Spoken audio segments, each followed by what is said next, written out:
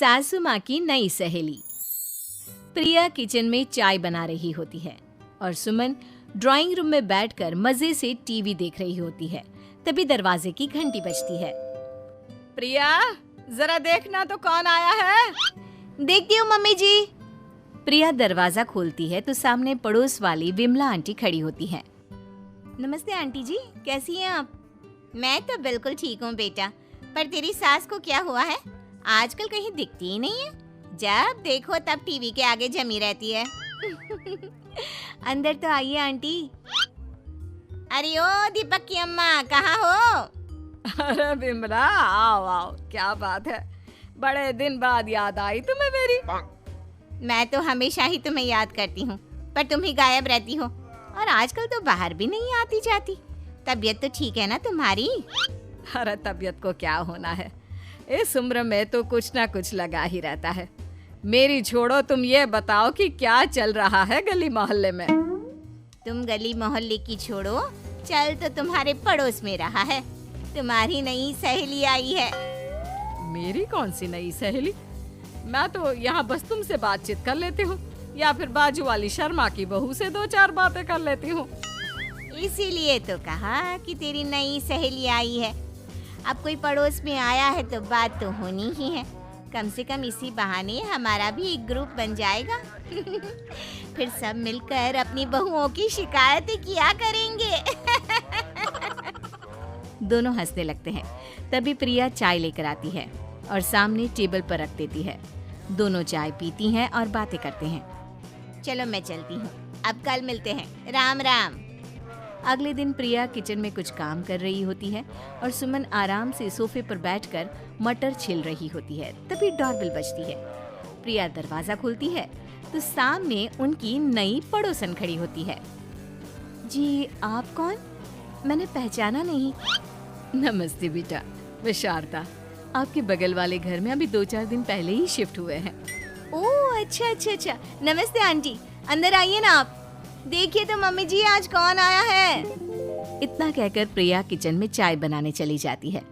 नई पड़ोसन को घर पे देखकर सुमन थोड़ा हैरान हो जाती है। नमस्ते बहन जी, मैं शारदा, आपकी नई पड़ोसन।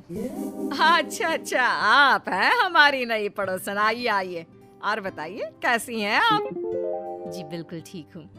वो दरअसल घर पर छोटी सी पूजा रखवाई थी, बस उसी का प्रसाद देने चली आई। सोचा इसी बहाने नए पड़ोसियों से भी मुलाकात हो जाएगी। ये तो बहुत अच्छा सोचा आपने। सुमन प्रिया को आवाज लगाती है। अरे ओ बहू, जरा चाय पानी का तो आके पूछ लो। ये आजकल की बहुएं भी ना, जब तक बोलो नहीं तब तक कुछ नहीं करेंगी। आई मम्मी जी। प्रिया चाय लेकर आती है। दोनों बैठकर चाय पीती हैं और खूब सारी बातें करती हैं।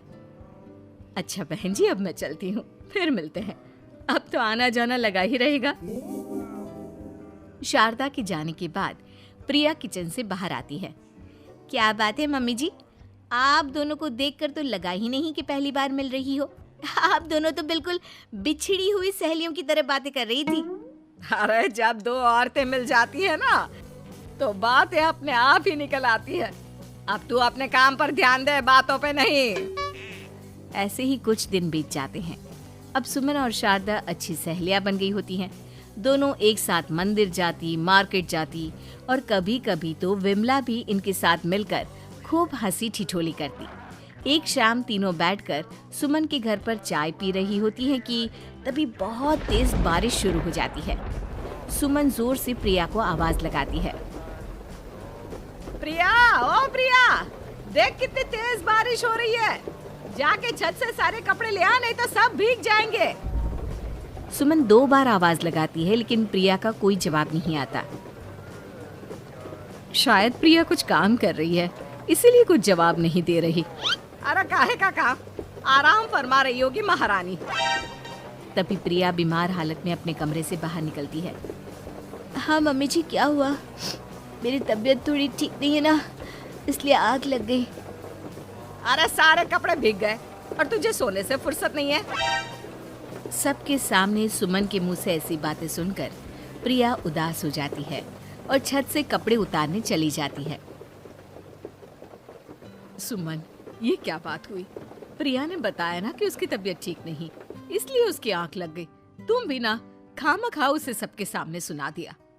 अरे आप नहीं जानती शारदा जी, कुछ बहुएं ना बहुत आलसी होती है, घर का एक काम नहीं करना चाहती। ऐसा नहीं है सुमन, तुम्हारी बहू तो बहुत प्यारी है, तुम्हारी सारी बात भी तो मानती है। हाँ सुमन, तुम प्रिया के बारे में ऐसा क्यों सोचती हो? मेरी भी दो बहुएं हैं, लेकिन मैं उन्हें अपनी बेटियों की तरह रखती हूँ। आखिर वो भी तो किसी की बेटियां ही है ना। और अगर तुम ऐसा ही व्यवहार करोगी तो एक दिन प्रिया भी तुम्हारे साथ ऐसा ही बर्ताव करेगी। शारदा और विमला की बातें सुनकर सुमन की तो बोलती बंद हो जाती है।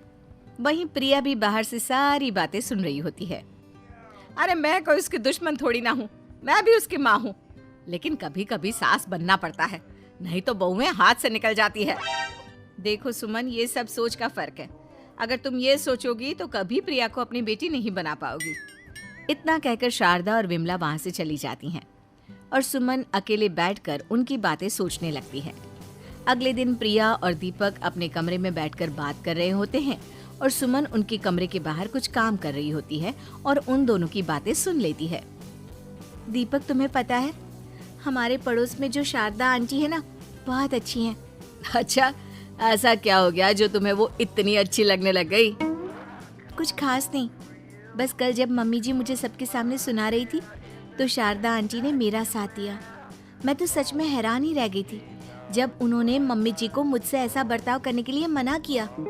अच्छा, फिर क्या हुआ? होना क्या था, शारदा आंटी तो मम्मी जी को समझा ही रही थी कि बहू को भी बेटी की तरह ही रखना चाहिए, लेकिन मम्मी जी तो मम्मी जी है ना, उन्हें तो मुझ में हमेशा कमी ही दिखती है।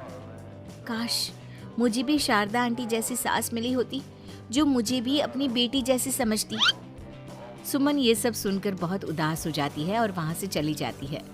प्रिया की बातें सुमन के कानों में बार बार गूंज रही थी। उसे बहुत शर्मिंदगी महसूस हो रही थी कि उसने प्रिया के साथ बहुत गलत किया है। अगले दिन सुमन शारदा और विमला को बुलाती है। क्या बात है सुमन, आज तूने ऐसे अचानक क्यों बुलाया? सब ठीक तो है ना? हाँ हाँ, सब ठीक है, तुम दोनों बैठो तो सही। तब तक दीपक और उसके पापा भी आ जाते हैं। प्रिया, तुम भी आ जाओ। क्या हुआ मम्मी जी, आपने बुलाया? हाँ प्रिया बेटा, मैं आज सबके सामने तुमसे माफी मांगना चाहती हूँ। मैंने आज तक तुम्हारे साथ बहुत बुरा व्यवहार किया है, लेकिन तुमने कभी भी मेरे साथ बुरा बर्ताव नहीं किया। मुझे अपनी गलती का एहसास हो गया है, हो सके तो मुझे माफ कर देना। प्रिया अपनी सास की बातें सुनकर हैरान हो जाती है। उसकी आंखों में आंसू आ जाते हैं। प्लीज मम्मी जी, आप मुझसे माफी मत मांगिए, मैं भी आपकी बेटी ही हूँ। वैसे एक थैंक यू तो मेरी नई सहेली को भी बनता है, जिसकी वजह से मुझे मेरी गलती का एहसास हुआ। शारदा बहन, आपका बहुत बहुत शुक्रिया जो आपने मेरी आंखें खोल दी। अरे क्या सुमन, तुम भी ना? तो फिर इसी बात पर चाय और पकोड़े हो जाए। हाँ हाँ, क्यों नहीं।